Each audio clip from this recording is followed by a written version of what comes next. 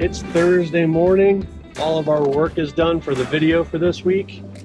We're taking the rest of the weekend off. Yay! Because we have one of the few people that we can call BFFs. As part of the original crew when we first met down in Key West, we're meeting her. Actually, it was her wedding. It was her wedding. It was her wedding. So we're picking her up from the ferry. She lives in the Fort Myers Cape Coral area, and that's where the Key West Express takes off from. So it's perfect. And have a little day of fun in Key West. And she's going to stay with us in the guest suite. Yeah, well, a guest for 2 nights. Yeah, great. Okay, we parked in this parking lot before. This is the Key West Bight parking area right by the aquarium and closest to the ferry. We got a spot. Appears we're not the only dually doing the same. So this is right on Caroline Street. Cuban Coffee Queen is like right over here. And Chad just went to pay to park. Well, this place is a party place, but we're just gonna go get a drink and wait for our friend.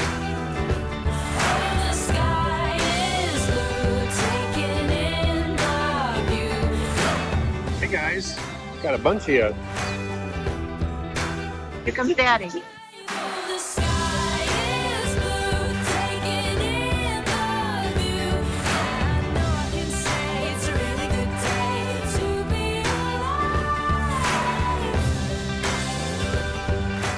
Knowing our friend Jen, she will be the last one off the boat. She made friends on the boat.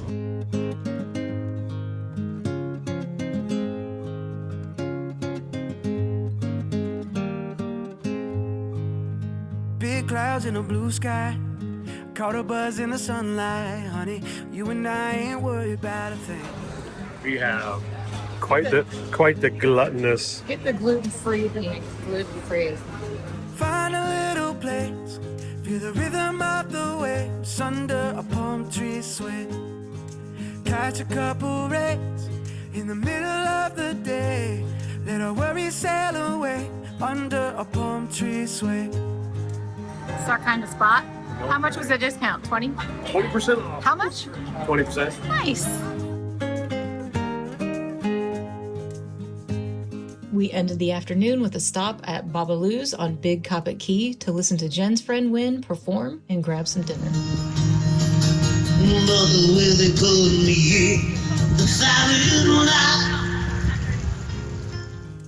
We can get away, find a little place, feel the rhythm of the waves under a palm tree sway.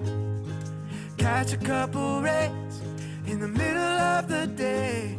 Let our worries sail away under a palm tree sway. We lazed around all morning. It's now 1 o'clock. Lazed? We lazed? Lazed. Wait, That's I the gotta word, right? I gotta stop and say, yesterday we were really rude and didn't introduce you guys to Jennifer. Oh, that's right. Yeah. Longtime friend Jen. We are headed up to Robbie's for lunch, and we may or may not do some kayaking depending on the wind and Yeah. the situation. It's pretty Winds windy today. Winds are high today. If not, we'll just come back. We're gonna take Jen to Bahia Honda, show her that later, get some walking in, and maybe see the sunset. I bet you won't be mine. Take a little more time. Catch a little sunshine, sunshine, sunshine. Wavy like a riptide. That looks delicious. You want to eat? I wanna eat. Sunshine, sunshine. See it in my mind. A vision so divine. Okay. Nothing in the shade. Every cloud fades away. I know you did.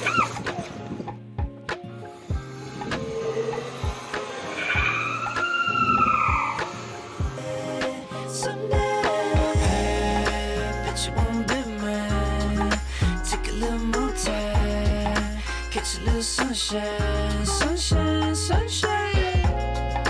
Wavy like a riptide. Feel it on the inside. Catch a little sunshine, sunshine, sunshine. Bounce in the cloud and the dream so bright. Out of the bed in your first class flight.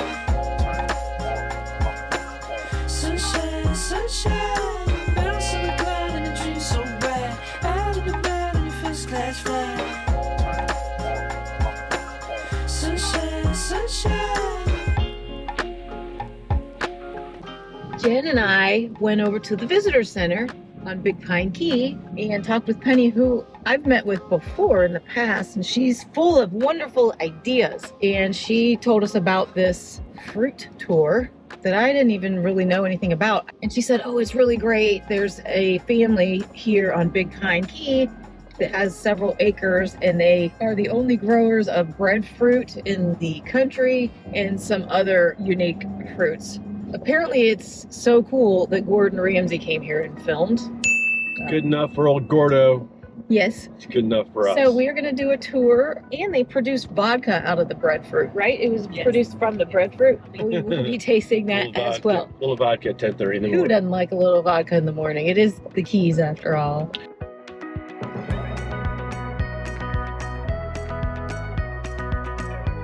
My name's Eric. I'm going to be your guide today. We will kind of walk around the property, and we'll look at all of the different trees, and you'll see a lot of different interesting kinds of plants growing here. Then we'll sit down and we'll taste a bunch of the different kinds of fruit. So I'll give you a little history on the property. Starting in the 1950s, a man named Grimal came down here, and he retired down here. He got here and he became obsessed with tropical fruit, and he bought this piece of property. And he chose this piece of property for a few specific reasons. One is that of all of the islands in the archipelago of the Florida Keys, this one has a freshwater lens. It has actual groundwater, fresh water below it, which is very, very unusual for the Florida Keys. So water was a big thing, and Big Pine has it. If you have time and you're interested, there's a place not far from here called the Blue Hole, and you can see it's a sinkhole, a cenote into the groundwater. Another thing about the Florida Keys is there's never been a frost event here. This is the only truly tropical, semi-tropical climate in the continental United States. One other thing that they don't have here is soil. If you take a shovel and you drive it into the ground, you get about that far, and you hit what the locals call cap rock. It's oolite limestone, it's essentially coral. So Grimal, he's here, he has the water, he has the climate, he has no soil. But it's the 50s, and you don't need permits for stuff, and you're a lot looser on what you can do. So what did Grimal do? He drilled holes in the cap rock, and he put dynamite down there, and he blew it up. And then he used a pickaxe, and he basically dug out and removed large amounts of the coral rock. And then he imported tractor trailer loads of soil from the mainland. And so when you walk around this place, you'll see a lot of these kinds of things just along here. This is remnants of Grimal in the 50s and 60s. Some of them are up to 6 feet deep, and he spent the rest of his life traveling around the world collecting tropical fruit. And he died in 1997, and there's no one to take it over. His family's not interested, they're not down here. So essentially the property was abandoned, and it got completely overgrown with invasive species, particularly Brazilian pepper, which grows like a giant tumbleweed.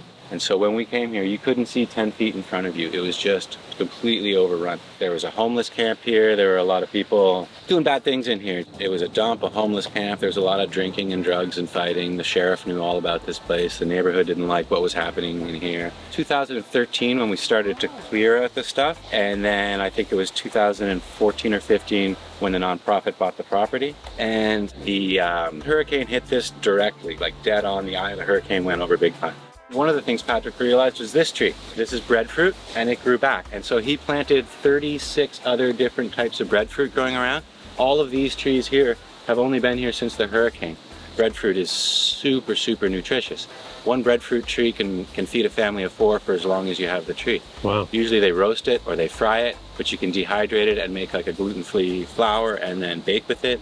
We're pickling it, so we'll give you some pickled breadfruit when we go and sit down. Patrick is partnered with a company called Mutiny Vodka, and they are out of St. Croix in the U.S. Virgin Islands, and they are a distillery that makes vodka out of breadfruit.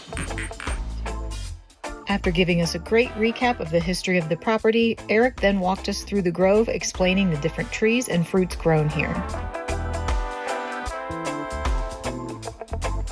This is the sapodilla. Pretty hard right now. Now, watch this. It's plant-based latex. Wow. Like even just instantly, it's got this stickiness to it, right? So this is the guava, and I have some ripe ones for you to try. This is Suriname cherry. They look like little tiny red pumpkins. Black sapote. It's related to persimmon. Oh, okay. It's another one that you pick it and then it has to soften. But when it softens, it's like chocolate pudding. This is one of Grimal's originals. This is called the Lancetilla mango, and this was the first one in the continental United States, and it is now commercially available at nurseries all over the place from this one tree.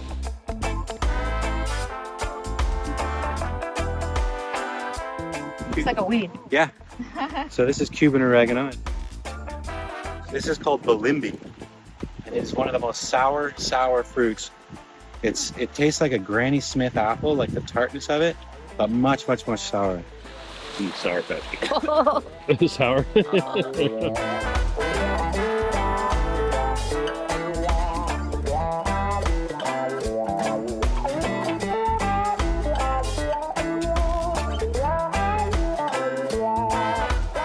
This is also fruit that we've gathered for you guys.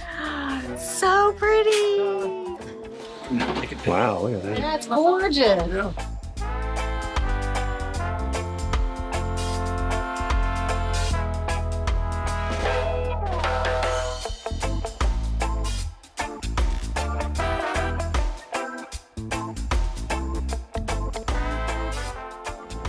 After a quick wardrobe change, back in the truck, and wanted to tell you guys how much we enjoyed that tour of Grimal Grove. That was awesome. That was really neat. We'll put links for that down below, but definitely go check that out if you're looking for something interesting in the Keys that's not the typical touristy stuff. Yeah, it was great. Yeah. And then getting to sample all of that stuff afterwards was awesome. We learned so much. It was very entertaining. I couldn't believe how fast like 2 hours went by. Yeah, it was great. it Was just such a unique experience. They're super friendly there, really knowledgeable. Eric did our tour. He's not there all the time, but he's great. We met Patrick, the owner, as well.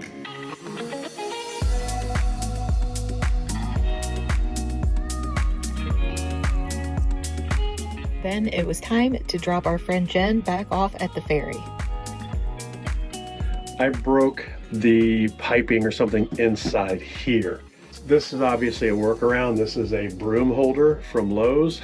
So I've been using that to hold this, which normally goes over here. And the part that I broke is in here because I wasn't real happy with our shower head. I wanted to see if maybe this whole thing could come off. So I twisted this way, and then I was taking a shower. Everything was normal, and all of a sudden it popped, and I could hear and see water spraying all behind here. So whatever this is connected to behind there has come disconnected. So I need to kind of see if I can take this apart now, see what's back there, see if I can reconnect it. Hopefully that's all it is. It's just a reconnection thing.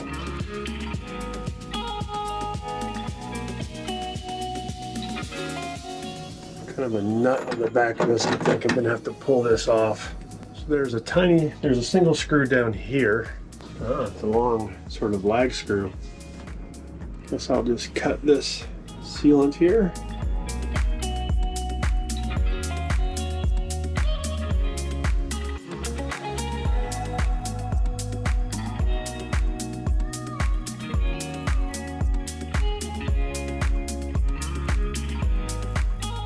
Pretty simple. This thing is one piece by itself. It's got a hook here. So you pull that out and then it pops up and off, and everything is pretty self-contained back here. And you can see up here that popped off. I should be able to screw that back on and then clear the silicone off of there, the sealant, and reapply it. Shouldn't be that difficult. For those of you out there who are wondering if you can simply unscrew this, the answer is yes, but it breaks it. It's got a little nut, as you can see back here, holding that on. So yeah, don't try to do that. So I'm going to reconnect it and get all the sealant off here and connect it all back up. It should be pretty straightforward. So I've got the plumbing reconnected in there, and I've got it hung. I don't have the screw put in yet. Before I do anything with this, I need to make sure that it doesn't leak inside, that it comes out like it's supposed to. It looks good. Now I'll put the screw back in, caulk it, and that should be it. And it's not caulk, it's silicone.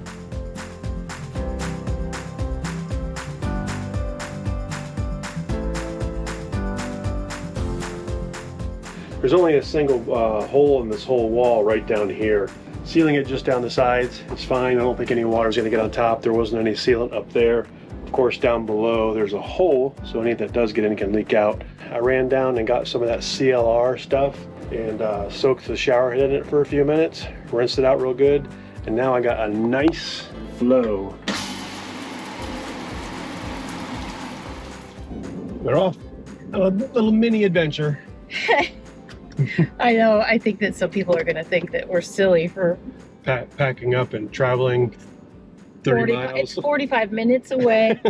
Since we left Sigsbee and our spot in Key West, we didn't get to spend as much time being on that key as we had hoped for. And some of our favorite things to do are just walking around, exploring different neighborhoods, or popping into new little shops, or getting a bite to eat somewhere new. So we found a rental that's dog friendly. But we have a couple things that we're going to do that are brand new for us that we're going to share with you guys too. And so we're really excited about it.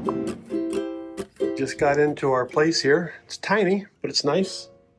We have a balcony looking out on Duval. You came in with like a sunburn. On my shoulder, hit me right in the heart at the speed of light. In and out like a riptide, pulling me under. Caught in a heat wave for 3 nights, laying out in the sun. Having a blast, falling in love just a little too fast. But how does he get up there? Climb? He can't get up. I think I'm growing. How do you get up there? They don't fly. They fly a little bit. But that high? I don't know how they got up there. I mean, I know they can fly to like a waist height. It's so funny. He's a little confused about what time of day it is. So we're on the second story. I don't know how I got up there. Well, no.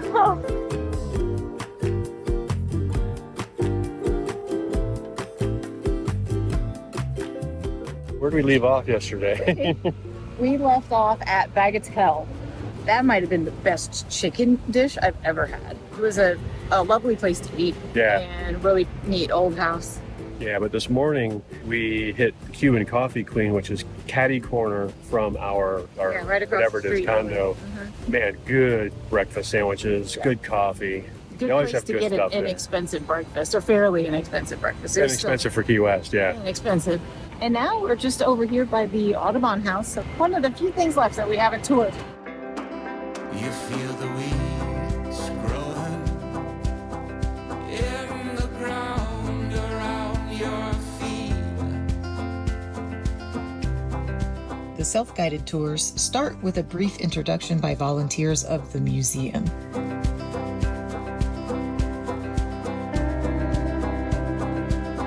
Captain John Geiger built this house in the 1840s as a residence for his family, who lived there for more than a century.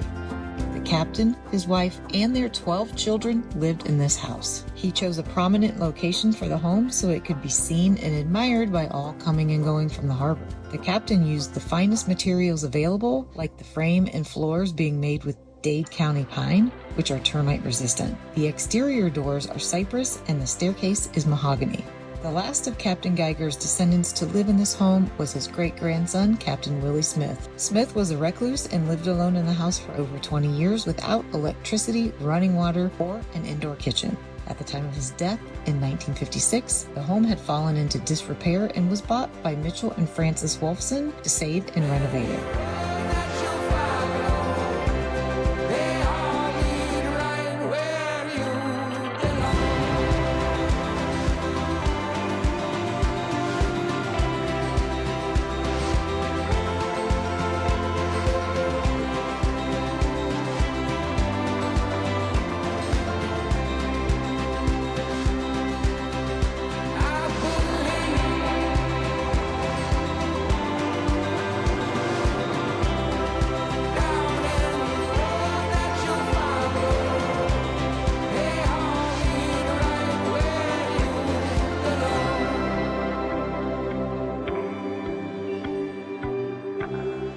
The Audubon House has been certified as haunted by numerous paranormal societies.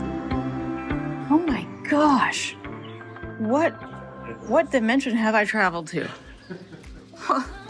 Oh my goodness. This is crazy.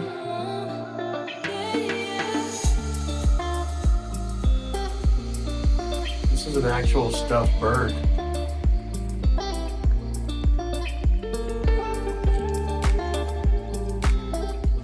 Don't you just want to sit out here and have a little cocktail or a little iced tea? The garden features a replica 1850s era cookhouse.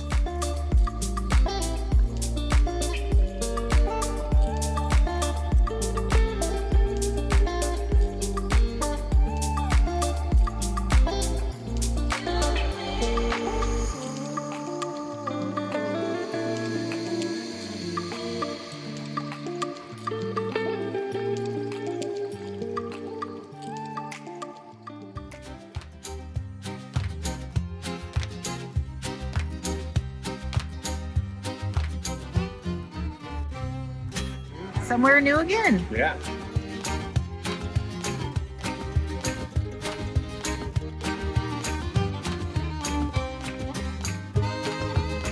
Happy birthday.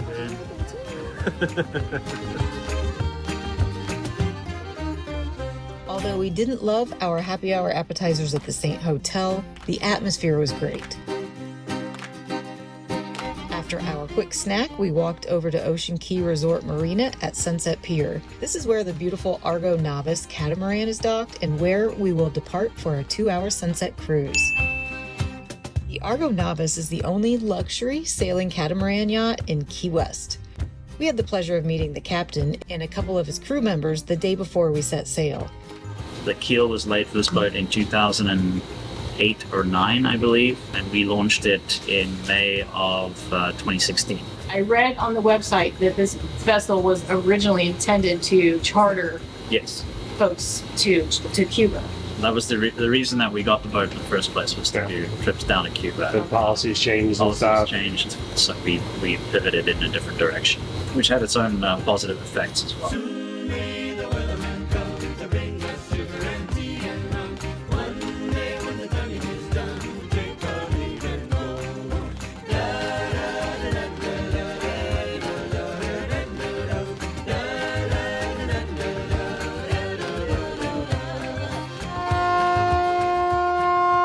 Before we share this new favorite excursion of ours, which is a 2-hour sunset cruise, we want to talk to you about an even longer cruise that you can go on with us. And it's not just us, it's also our good friends Phil and Stacy, Howard and Caitlin, and Ben and Charity. So you're going to get a bunch. 4 times the fun. We are setting sail from March 6th through March 13th from Port Canaveral, Florida. Aboard the luxurious Norwegian Joy. 7 nights of Caribbean bliss await in St. Thomas, the Bahamas, and the Dominican Republic. But the real fun is going to be on Sea Days, which is where we're going to have really cool events with just our group, all the channels together, having some really good times. Spots are going fast, you guys, and you only have until Labor Day 2025, so only a few weeks. Yeah, you got a little bit of time left, so get your tickets now. They're going fast and they are limited. So head over to cruise.changinglanesrv.com to lock in your cabin today and set sail for 7 days of fun with us. We'll see you on the high seas.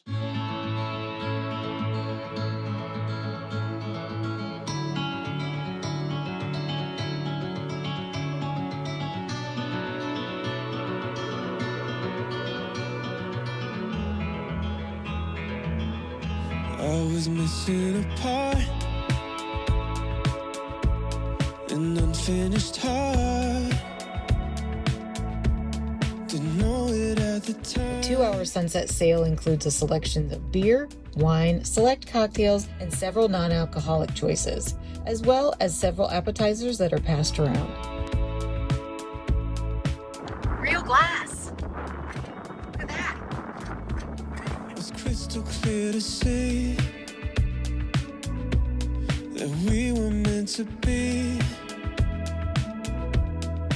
I thank God for you. He knew I needed you. Of all of the things in my possession, you'll always be my biggest blessing.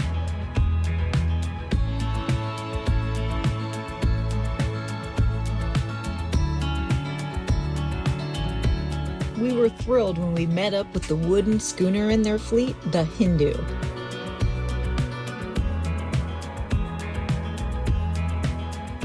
The Hindu was built in 1925, which has been lovingly restored, and you can also book a sail on this vessel. We are the dreamers, the light keepers, we are one. This is our time, this is our time. We are the dreamers, the light keepers, we are one. This is our time, this is our time. While you find your footsteps and I breathe again, there's a new connection that's as old as when love was all that mattered and you were young and free. I'm all to you, you are all to me. Now's the time, now's the moment, yeah, now